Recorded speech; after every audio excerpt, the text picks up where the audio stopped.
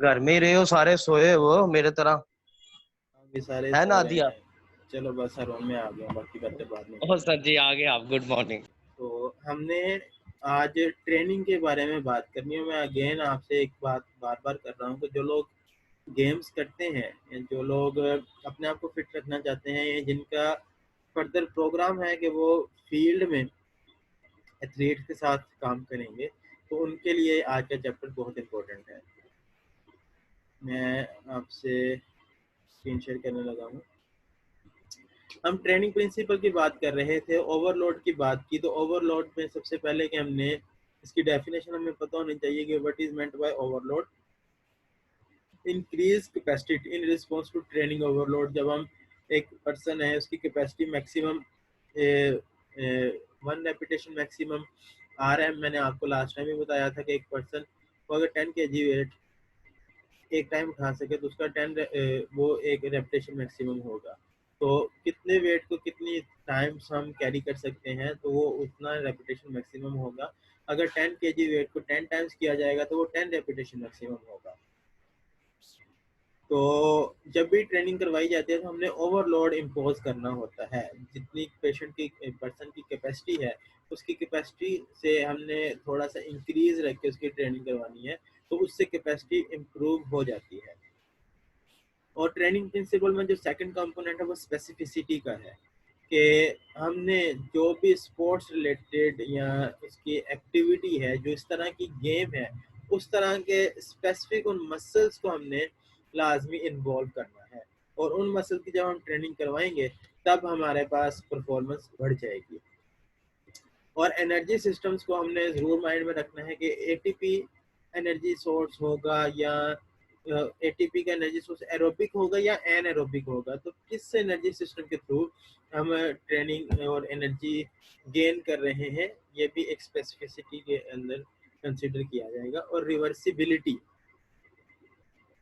जब भी आप ट्रेनिंग को स्टॉप कर दोगे उसका प्रॉब्लम क्या होता है कि जो हमने ट्रेनिंग के इफेक्ट लिए होते हैं वो इफेक्ट रिड्यूस हो जाते हैं, इफेक्ट्स कम हो जाते हैं। तो उसमें वो इफेक्ट सारे के सारे क्विकली लॉस्ट हो जाते हैं। तो जब ट्रेनिंग स्टॉप करेंगे कितने टाइम पीरियड के बाद, इसमें डिफरेंट ऑर्गन्स का डिफरेंट टाइम पीरियड होता है।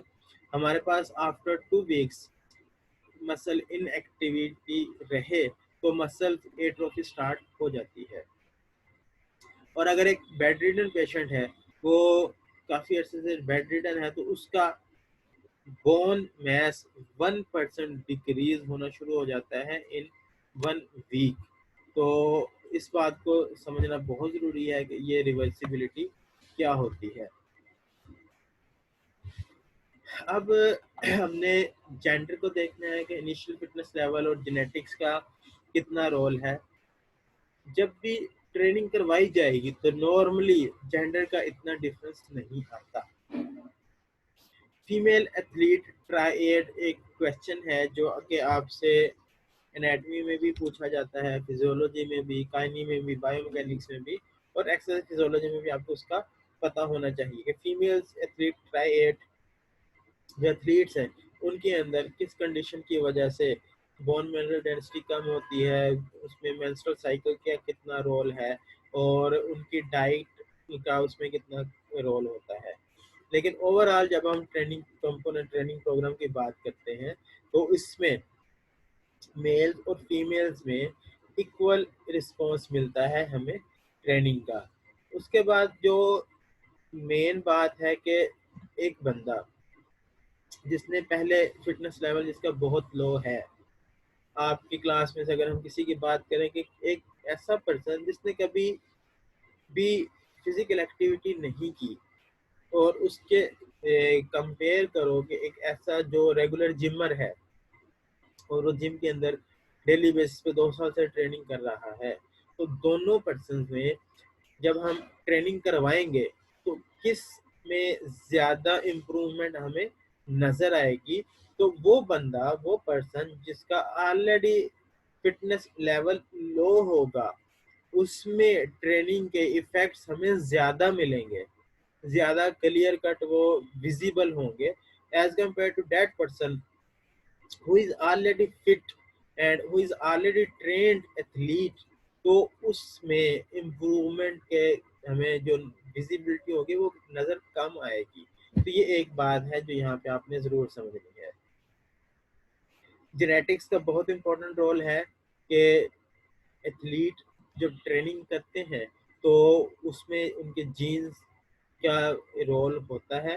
हमने अगर हम मैराथन रेस की बात करें तो जो अफ्रीकन है या जो नेग्रोज है वो बहुत ज़्यादा डिस्टेंस रनिंग उनकी परफॉर्मेंस अच्छी होती है, तो उनके जीन्स के अंदर ये चीज़ें पाई जाती हैं। तो इस तरह बहुत सी ट्रेनिंग इंडिविजुअल के अंदर ये हमने बात देखना होती है कि जीन्स का कितना रोल है।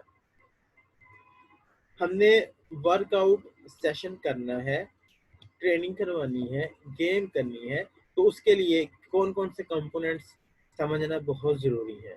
तो पहले भी मैंने बात बताई कि अगर कोई भी पर्सन वार्म अप के बगैर एक्सरसाइज करता है तो उसमें बहुत से मसाइल के साथ साथ इंजरीज के चांसेस बढ़ जाते हैं।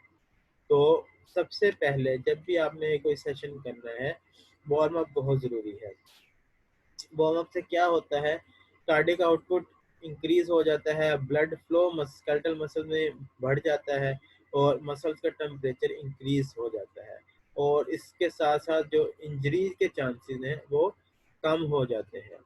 वार्म अप करवाया उसके बाद आप वर्कआउट करेंगे। वर्कआउट जिस भी तरह का आपने करना है, अपर लिम इन्वॉल्वमेंट हो उसमें, लोअर लिम इन्वॉल्वमेंट हो, या सिंपली वो आपका टास्क ओरिएंटेड या स्पोर्ट्स रिलेटेड होगा। और after the work out cool down period रखा जाता है जिसमें मसल्स को रिलैक्स किया जाता है, कूल डाउन किया जाता है। यहाँ पे एक इंटरेस्टिंग बात मैं आपसे शेयर करता चलूँ कि जितने भी प्लेयर्स हैं जो कि ग्राउंड के अंदर परफॉर्म करते हैं, भले वो फुटबॉल के हों, हॉकी के हों, क्रिकेट के हों, रग्बी के हों, किसी भी स्पोर्ट्स के हों, तो जब उनको परफॉर्म करवाया जाता है सबसे पहले वार्म अप टाइम पीरियड उनका नोट किया जाता है। At least 1 degree centigrade temperature body का इंक्रीज होना चाहिए ड्यूरिंग वार्म अप। और आपसे बात मैंने पहले भी शेयर की कि हमारे जो एक फर्स्ट बॉलर थे शुएब अख्तर, जब वो वार्म अप करते थे और जब वो वर्कआउट करते थे तो उनका बॉडी टेम्परेचर 102 फ़ारेनहाइट होता था, 102 फ़ारेनहाइट टेम्परेचर पे उनका बॉडी टेम्परेचर चला जाता था। तो नॉर्मली हमारा 98.6 अगर बॉडी टेम्परेचर है तो ड्यूरिंग वार्म अप ये 99.8 हो जाना चाहिए, और 101 तक normally during workout body temperature हो जाए तो कोई प्रॉब्लम की बात नहीं है, एथलीट्स के अंदर इतना होना चाहिए। और कूल डाउन पीरियड का मैं आपसे एक्सपीरियंस शेयर करने लगा था कि जब एथलीट्स ग्राउंड में परफॉर्म कर रहे होते हैं तो वहाँ पे उन्होंने बड़े बड़े ड्रमों के अंदर बर्फ रखी होती है। तो उसका पर्पज क्या है, जब उन्होंने एक्सरसाइज की, वार्म अप किया, वर्कआउट कर लिया, और आफ्टर द सेशन वो अपने आप को उस ड्रम में आके खड़ा कर लेते थे। उससे क्या होता है कि जितने भी हमारे सर्कुलेशन कूलिंग हुई हुई है वो सारा ब्लड अपने नॉर्मल सर्कुलेशन में आ जाता है। तो ये कूल डाउन का मैंने आपको एक मेथड बता दिया। इसके अलावा कूल डाउन वैसे भी वो अपने जितने स्पोर्ट्स रिलेटेड है वो रिलैक्स कर लेंगे, बैठ जाएंगे तो वो खुद ही ऑटोमेटिकली भी कूल डाउन हो जाता है। अच्छा, मुझे कोई भी विलिंगली बताए कि अगर हमने फिजियोथेरेपी सेटअप में, क्लिनिकल सेटअप में एक पेशेंट आ गया, अब हम यहाँ पे स्पेसिफिकली बात कर रहे हैं पेशेंट की, तो उसको हम वार्म अप कैसे करवा सकते हैं? जल्दी से बच्चों बता दो, ये मीटिंग एंड होने वाली है तो इसके बाद हम नेक्स्ट क्लास शुरू करेंगे, लास्ट मिनट चलने लग गया है। तो मुझे कोई बताएगा कि फिजियोथेरेपी ओपीडी में वार्म अप किस तरह किया जाता है? एनी वॉलंटियर बच्चों रिस्पॉन्स किया करो, आप छोटे बच्चे नहीं होंगे, मैं वन बाय वन आपका नाम लूँ तभी आप बोलोगे। सर स्टेयर्स क्लाइंबिंग और जंपिंग या बेंच प्रेस एक्सरसाइज से वार्म अप करवा सकते हैं। ठीक है, लेकिन मैं बात कर रहा हूँ पेशेंट्स की। पेशेंट तो ये नहीं कर सकेगा। आपके पास पेशेंट आया है, नी सर जॉइंट पेन है उसको। और सर सर इनको फ्लेक्शन एक्सटेंशन करवाएंगे हम नी जॉइंट में बिठा के, अगर इस तरीके से यहाँ ये इसमें नी पे फुट पे फ्लेक्शन एक्सटेंशन करवा सकते हैं हल्की सी इनको हल्के से जंपिंग। हीट अप देंगे हाँ हीट अप जॉइंट्स को या मसल्स को। ये कौन बोल रहा है? अदीना ठीक है सर मैं बच्चों, एक्टिव रेंजेस